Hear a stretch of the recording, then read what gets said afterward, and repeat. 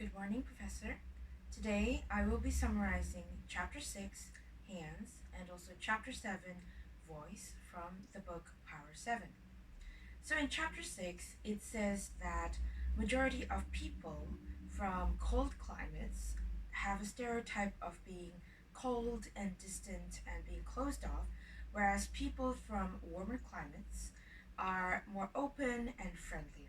And this is because of the way that they generally hold their hands, as people from cold climates usually have their arms like crossed like this because of the cold. They need to keep warm.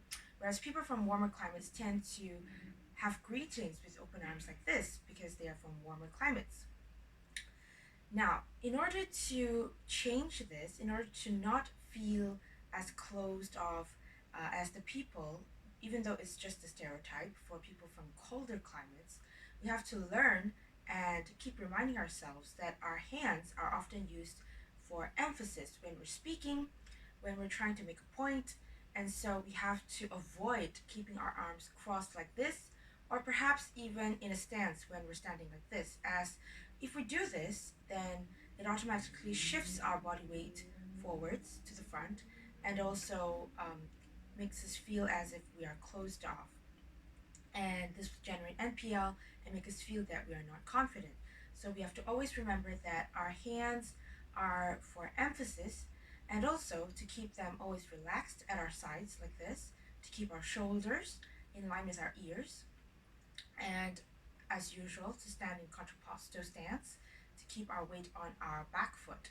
And so this is the summary of chapter 6, hands, because we need to remember that our hands generally move and we shouldn't move them too much as well when we speak, because if we move them too much then it just seems like we're being very uncomfortable or we're not confident, and so just keep them at our sides relaxed like this. Now in chapter 7, it states that our voice is very important when we're speaking to people.